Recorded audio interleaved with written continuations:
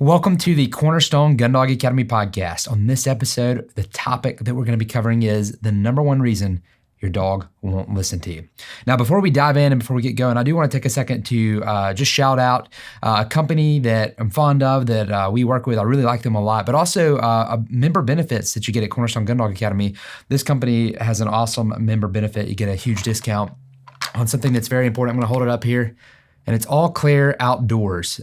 You should be able to see that. And what you see there, I love that they've got the ability to engrave there. And that's actually one of my favorite verses from the Bible. If you would like to know that, is John 3:17. Absolutely love that verse. Go check it out. It's pretty cool. It really talks about, God's love for us and his heart for us. And, a lot of people feel, God is coming to judge, but in reality, he didn't come to judge. He came to save the world. It's a pretty awesome verse. But all clear outdoors. This is hearing protection, and it comes with this super nice case.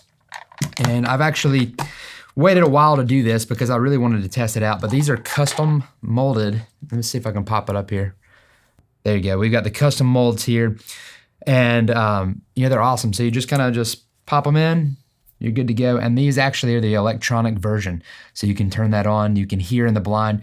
That's something that I've really struggled with for a long time in the blind is I really want to be able to hear the birds. I want to hear their wings coming in because as I'm thinking, as I'm getting focused, I want to have the ability to know when they're coming in. And so I've always had, I started off with big earmuffs because I found that the foam earplugs, the thing on that is, yes, they work, but when the birds are coming in, there's not enough time for it to expand to protect your ears. So I was just rolling with the head muffs. I would pop them down right when I thought it was time to shoot, and I'd go up. But sometimes I'd miss it, and I was hurting my ears. These give the ability to really protect your hearing and be able to hear things around you, be able to have conversations, even if you don't get the electronic versions, although there's a very steep discount for Cornerstone members. And if you are a Cornerstone member, you can check that out in the course and in the app. But they also have just regular custom molds that are awesome as well. Highly recommend it because it fits to your. Also, when I'm not actually hunting, I just use this throughout the year. When I'm working in the yard, if I'm using power equipment and stuff like that, they are fantastic for that. Or if I'm ever going to be around something loud, I was using the pressure washer. They're fantastic. So I want to shout them out, number one, because they support our members with just awesome, it's an awesome brand partner supporting our members with a great discount. But also number two, we want to protect our hearing, right? If you really think about it. And that was a big thing for me as I wanted to invest personally in some of that hearing protection. I wanted to be able to, I was thinking about my kids and I was thinking about, one day, they'll have kids and, I want to hear those sweet little voices and everything, hear the little tapping of the feet like I do now. So I want to be able to hear. So I want to shout them out before we get going. And now that we've done that, let's dive into the overview and let's get straight to the content because this episode is going to be huge for you. We're going to cover why your dog won't listen. We're going to cover what you can do about that. And I've created what I'm calling the Cornerstone Gundog Academy Breakthrough Protocol. When your dog won't listen to you, if you follow this protocol, you can implement it and kind of break through that barrier. So I'm super excited about that because we want to help you break through those challenges. We want to help you actually get your dog to do what you want it to do and help it to start listening. So why won't your dog listen to you? Well, really the number one reason your dog's not listening to you is it's not being trained to listen to you. And I know that sounds very basic, but we're going to break that down in depth here. But in a nutshell, your dog is not being trained to do what you want it to do. Oftentimes, they're being trained to do what they want to do. So what I'm going to do in this podcast is help unlock that because you've heard this saying before, I'm sure, it's not the dog's fault. It's not the dog's fault. Well, whose fault is it? Well, what we're doing could be the problem, but it's really not that. The number one issue is the lack of understanding that we have as trainers to influence our dog's behavior. So as we go forward here, when we get into the next section, I'll tell you how you can influence your dog's behavior, how you can break through that. But there's another few reasons too, and why your dog won't listen to you. One of those is your dog does what it wants to do because that's what it wants to do. And that's not a bad thing, right? God gave our dogs a will. They have this internal desire, and that's actually a good thing. And we'll talk about opportunity here in a minute. Also, another major reason your dog's not going to listen to you or is doing what it wants to do and not what you want it to is it just doesn't understand what you want it to do. It's not that the dog's malicious. In fact, I haven't seen many dogs that are actually have ill intent. Most of the time, they're pretty happy. They want to please you, but typically it's going to come down to that understanding. They don't understand. And then finally, that number one reason your dog is not listening to you is it just frankly hasn't been trained to do it. And this kind of gets us back to this gets to versus has to concept. One of the major mistakes I see people make or trainers make when their dog isn't listening, they get into a fixated position like, oh, this is the problem, and you just fixate on the problem. Well, what you focus on grows. So if you're focused on the problem, it's not going to get any better normally, unless you're focused on the solution, right?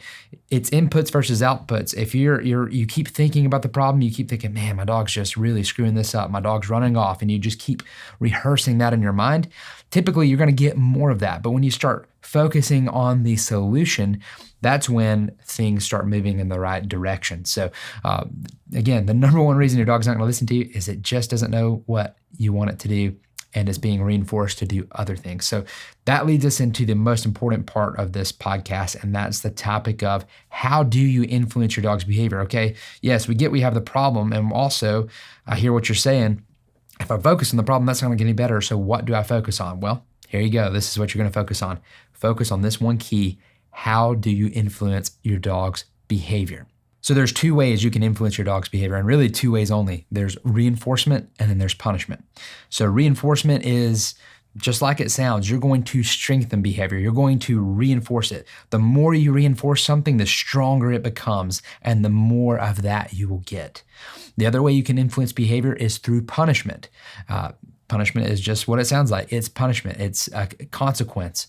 The more you punish something, the less you're going to see of that behavior, right? Punishment is going to decrease behavior. Reinforcement is going to increase behavior. So if you want your dog to do something, what should you do? You should reinforce that. What if your dog's doing something you don't want it to do? You should punish that. And I know it sounds very simple, but I promise you, it legitimately is this simple. So often we work these problems up as these big problems, when in reality, it's as simple as this. There's no ill intent, again, from the dog, typically. Normally, they just want to please you. But what we're going to talk about here in a second is how to map all this out and how you figure out what's going on. But let's dive deeper into reinforcement, because there's not just two ways to influence as a whole. There's actually four, but I wanted to break it down simple to begin with. The two things are punishment and reinforcement. Now, when it comes to punishment, there are two ways that you can punish. And when it comes to reinforcement, there's also two ways that you can reinforce. And this is where it gets awesome. So you have positive and you have negative. Positive is addition. You're adding to. Negative is subtraction. You're taking away. When it comes to positive punishment, an easy example of this is your dog's jumping up on the counter, and then you get a newspaper or something rolled up and just pop it, and no, you correct it. That's a punishment. You're adding a punishment. You're adding a consequence for what they are doing. What about a negative punishment? Well, you're taking away something that the dog desires. So for example, on a retrieve, if the dog breaks and is not steady, if you've got someone out there, they pick up the bumper, the dog does not get to pick up the bumper because it was taken away from them. They desire that. That is also a form of punishment. So you've got positive punishment, negative punishment. What about reinforcement?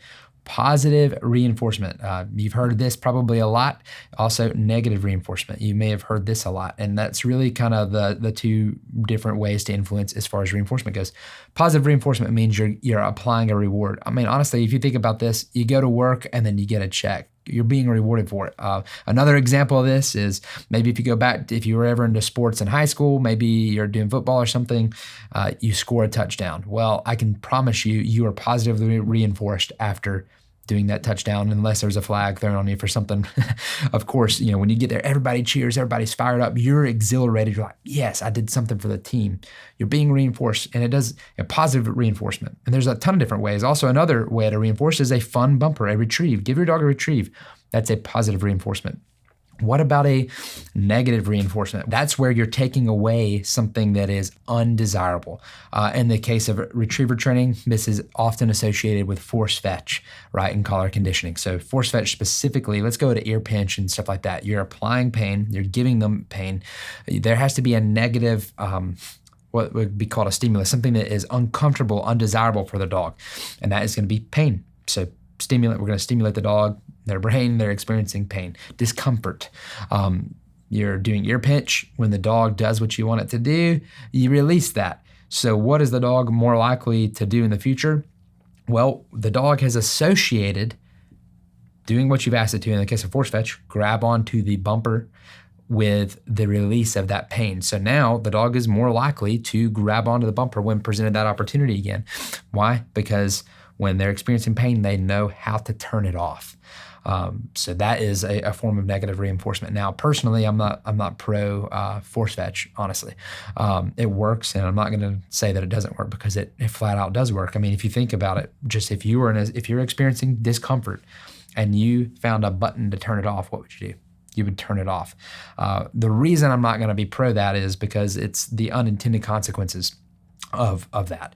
And this gets us down to the root of gets to versus have to. You've probably heard us talk about this in either a podcast or a tip that we've sent out or whatever it is, but I want my dogs to do something because they get to do it, not because they have to do it, right? And in the case of this negative reinforcement, if that's your base of training, the dog they pretty much have to do it because otherwise you're going to just be in pain. And I want to motivate my dog out of desire instead of duty. I want my dog to do it out of delight. I want my dog to do this out of delight and not out of just avoidance of a consequence. Now, I'm not saying I won't use negative reinforcement, okay? But what I'm saying is my base of training, what I use the most of, that's what I'm really talking about here. I'm not anti any of this because, again, there's 4 ways total to influence. There's really 2 ways to influence your behavior, and then there's kind of 4 different ways to do that. You've got, again, reinforcement, and you've got punishment. You can positively punish, positively reinforce, you can negatively reinforce, and then you can negatively punish. And again, that is addition and subtraction. You're adding to and you're taking away. Now that you understand how to influence your dog's behavior, if you want to increase behavior, what do? You reinforce. If you want to decrease behavior, what do? And then hopefully you said punish, right? Now you can start to have a broader picture and understanding of your dog. Now you can start to look at the situation and say, okay, I've got a little bit of knowledge now. Now I can start making good decisions as a trainer. Versus before, if you didn't understand this, you're really just chipping away, just trying to make it happen. Now you have concrete scientific advice that can help you make a good decision. Now that's really how I'm kind of, as I'm training my dogs, as I'm thinking about what's going on, I'm observing their behavior and then I'm making adjustments based on what they're doing. Do I want them to do something else? Now, again, for me, my goal is to get the dog to do it out of delight. And so my goal when I'm training is I'm looking at that whole concept of punishment and reinforcement as I'm doing it out of that lens. Okay, well, my decisions are based on, is this going to produce the dog doing it out of desire, out of delight? So that's typically how I'm going to view that. Now, if you're going to utilize another form of training as your base, typical American style hunt test, field trial style training, you're going to be looking more of out of a performance base. The dog, perform regardless. It's a duty. Just do the job, do the task. I'm not here to say which way is right or wrong. At the end of the day, both roads can lead you to a dog that will perform. You just will get a different flavor of the dog depending on which is your main ingredient. I like to view it as an overall dish. If you're cooking something, there's multiple ingredients that go in. There's obviously a core main ingredient, and then everything else is dropped in to spice things up and give it that extra flavor. For me, that flavor I'm looking for, that main ingredient, which is going to influence the flavor the most and sprinkle everything else in, is going to be that positive reinforcement. That just produces the dog that just loves what they do. They're happy with what they do.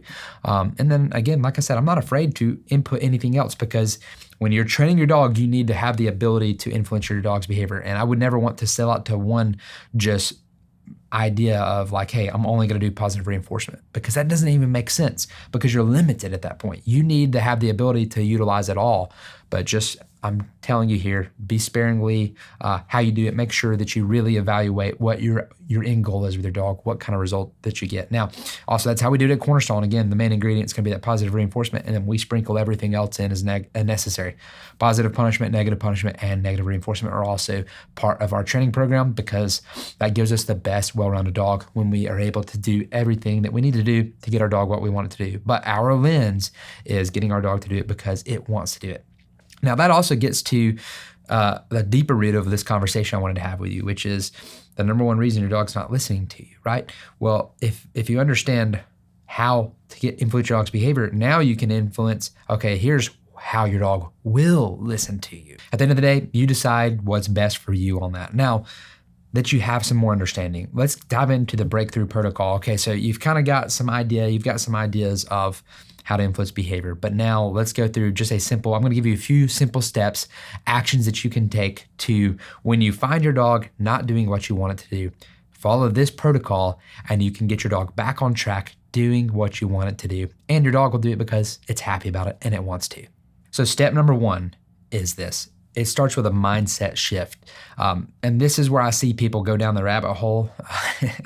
Your mindset can get off in a hurry. And we've talked about this earlier, but you've heard the saying, it's not the dog's fault. Well, if you want it to not be your fault, it starts with your mindset. Get your mindset right and you're gonna be good. So what is that? What's the right mindset? Well, when challenges arise, when your dog isn't doing what you want it to do, that is not a problem. That's an opportunity. That's an opportunity for growth. That's an opportunity for to deepen your relationship with your dog. And that's an opportunity for you to gain experience and to scale a wall and have one more success story in your back pocket. When we look at the training journey with our dogs, it's a relationship. Over the whole journey, it's a relationship. So that's why challenges are not a bad thing. Every time you make it through a challenge successfully without having to just force your way through and create a negative experience for your dog, if you create a good positive experience where your dog enjoys it and y'all actually made it through in one piece together in a good way, and now your dog's attitude's even better on the outside and yours is too, what is that gonna do? If you do that over time, you're gonna have a really strong bond with your dog. And for us at Cornerstone, and for our members, our bond is important. We want to have that connection with our dogs. We also want to be able to say we did that ourselves. And so, it's not just enough to get our dogs to do the behaviors like we were talking about earlier. It's how the dog does it too. Is the dog happy about it? Are they doing it out of delight? Part of this starts with your mindset. If you go into this, man, like, oh, my dog's screwing up again. I can't believe this. Like, I don't know if we're ever going to get through this. Oh, I should have just sent my dog to a trainer. I should have, maybe I shouldn't have even started this. Oh, maybe we're going to fail. That is a not good mindset. Let me say it this way. That is a mindset that will not serve you and will not help you get to where you want to go. So shift your mindset. Okay, a problem rises. Fantastic. This is what I've been waiting for. This is an opportunity for myself and my dog to get better. And this is probably going to be very convicting because let me just say this, it's not easy. This is a deliberate choice because human nature is we're going to lean on that mindset of, oh man, this sucks. This is not fun. Frustration, annoyance, that's the human nature. So this is a deliberate choice for you. And that's why it's step number 1, deliberately choose every day to shift your mindset and to view challenges as opportunities for growth. When you do that, you're already gonna win. You're gonna win before you even start when you shift your mindset. And let me say this breakthrough protocol only works if you do this mindset. If your mindset's not right, you might as well just forget the last bit because no matter what you do, if your mindset is, oh, this sucks, so it's never gonna get better, well, it's just not gonna get better. So get that mindset right first, and then this breakthrough protocol is gonna work very well for you. Now, once you've got your mindset right, step number 2 is to step back and evaluate. Yes, we need to make decisions when we're in the field, and I encourage to be very decisive when you're in the field. When you're actually in a training session, make decisions. Right or wrong, make a decision. Don't try to make all your decisions in the field though. Training a dog is a thinking span game. It's all up in your head, okay? Step back, evaluate. When you get your dog, they're back in their kennel. Maybe you're back at home drinking a cup of coffee or whatever you're doing. Sit down, evaluate, think about what happened when you were out there. And really, when we get down to making this simple, I would encourage you to make a chart, and we'll probably put a graphic up on the screen for this, but a simple chart to kind of measure the dog's behavior. What do you want your dog to do? What do you not want it to do? And this could be a simple T-chart. Just draw it out, put, I want my dog to do this or do this. And on the other side, put, don't do this. I don't want my dog to do this. And then start listing it out. What do you not want your dog to do? List that out on behaviors, okay? What behaviors do I want my dog to do? What actually do I want them to do? Just list it out in a bullet point format. Now what you're doing is you're mapping out, this is what I want, this is what I don't want. And you can do this like for the actual training session. You could do this before you ever start training your dog actually, but this is more so, I'm relating this to, okay, from this last training session, this is what I liked, this is what I didn't like. I want to see less of this, I want to see more of this. Now, when you've got this chart before you, it's simple. There's 2 ways to influence behavior. On the, I want my dog to do this, what are we gonna do? We're going to find ways to reinforce that. What about for what we don't want our dog to do? Well, that's simple too. Let's find ways to punish that. And that is how you're going to influence behavior. And then finally, step number 3, after you've made that chart and as you start making changes, let's actually implement the changes and then measure the success. Let's measure the results of what's happening. Because if you don't measure it, you could train for a week, you could train for 2 weeks and you can feel stuck. But what you measure is going to help determine, are we actually making progress? And I would say this is an extremely crucial step. Make sure you're measuring it. Again, I've seen people that have made progress with their dogs, but they weren't measuring it, and they're just down on themselves. Again, they're getting in that bad mindset that, man, things aren't going well. Well, if you were measuring it, you would realize how much progress you've actually made. Training your dog is a game of incremental progress and success. It doesn't happen overnight. Every day you go out and train, you can make one step in the right direction. You compound that over time, you get to where you want to go. I would probably not measure, punishment as much or unsuccessful reps, because what we talked about earlier, if you listen to that key, is what you focus on grows, right? Becomes your focus. If you're fixating on the problem, well, the problem is going to be magnified. If you fixate on the success, the solution, the direction you're going, that's going to be magnified, and that will become greater. So specifically as it relates to our dogs, I like to measure success. What does that look like? If I'm in the puppy stages of training and I'm using a clicker and treat, I'm measuring how many successful clicks and treats did I give. If 1 click equals 1 successful rep, and then I reinforce it. If I'm in the later stages and I'm working on hand signals, I'm working on blind retrieves, whatever it is, I'm measuring successful reps, because at the end of the day, successful reps are all that really matter, because our dogs are going to learn through association. Yes, we can influence their behavior with punishment and reinforcement, but if you want your dog to be foolproof, it all is going to come down to how many successful reps did you get and how many successful experiences did you get. On one hand, if you're getting very few successful reps, you're probably getting a lot of failure reps. And so that's going to be an indication for you. You need to adjust your game plan. You need to adjust how you're training, because you're not getting enough successful reps. I've talked about it in a lot of videos, a lot of podcasts, but the 90-10 rule, 90% success, 10% failure. That is my measurement always. If I'm getting 90% success, 10% failure or margin for error, I'm good. That means I'm doing my training right. If I'm getting too much failure, that means I'm taking too big of steps. Incremental progress is the key to success with your retriever training. So let's recap these 3 steps of success, because I gave you a lot of context on it. Step 1 is shift your mindset. Get the right mindset. Think positively. Every challenge is an opportunity. Step 2 is map it out. Evaluate. Step back, evaluate outside of training. Map out what your dog's doing good, map out what your dog's not doing good, and then focus on reinforcing what your dog does good. And then think about creative ways to punish as necessary so that you can decrease what your dog's not doing good. And then number 3, measure your results over time and then focus on how many successful reps you're getting, and remember that 90-10 rule. And then finally, I want to leave you with one bonus here at the end of this podcast. Never be afraid to ask for help. Those that are in Cornerstone, I see that are the greatest, that have the greatest success, actually follow the videos, they implement the course, but they also ask for help. They connect with the community. And let me just go ahead and shout out the Cornerstone Gundog Academy community. There's no better place out there than to be in the Cornerstone Gundog Academy community. This is people that are passionate about their retrievers, that are pursuing a common goal of training a dog that they're proud to have in the blind and a dog that they can count on. When you're in that type of community, you're surrounded by people who want to see you succeed. So when you ask a question, you're not getting bashed. I can't tell you how many times I've seen people ask questions in our community and have just a load of support by people that are very encouraging, helping you along the way. And contrasting that to the regular world out there, Facebook, I've seen people ask questions and just get blasted. And it's like unnecessarily, like these people genuinely were just reaching out for help. So if you're out there on just regular Facebook world, quit blasting people, help people. Don't blast people. That's not helpful. Encourage people. Remember, you're going to do better when you're reinforcing positively than you are if you're bashing, especially in your relationships. You may disagree with that, but for those that listen, I hope you heed that. But again, I want to shout out the Cornerstone Gundog Academy community, because we've got the Cornerstone app where people actually can watch your videos in the app, and you can also connect in the community, and the Cornerstone Member Hub, as well as chapters. We've got chapters spanning east to west, and that's local chapters, local community of CGA members, and it's just incredible. So that last bonus has to do with asking for help. Remember, reach out, ask for help. And if someone, again, has blasted you in the past, don't let that prevent you from asking in the future. That was just a bad experience. Someone you probably shouldn't be listening to anyways. Find someone who's going to encourage you and help you along the way and ask for help. That's really going to help you along your journey. That's it for this episode. I do want to close with this. If you're enjoying this podcast, or maybe you know someone that could benefit from this, please share it.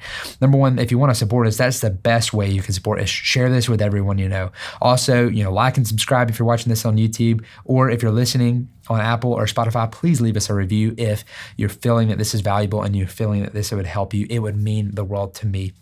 Also, you see the Retriever Training Supply. I do want to shout that out real quick. I want to shout Retriever Training Supply because Retriever Training Supply sponsors this podcast. And if you're on the journey of training your retriever and you care about your dog and you want to help your dog win, then Retriever Training Supply would love to support you. Retriever Training Supply is all about helping you build unforgettable moments with your retriever, right? Every retriever is an opportunity to have memories that last a lifetime that you can tell your grandkids about. And Retriever Training Supply is all about supporting that. So also, I appreciate you for supporting us and listening, and I cannot wait for the next episode. We'll see you then.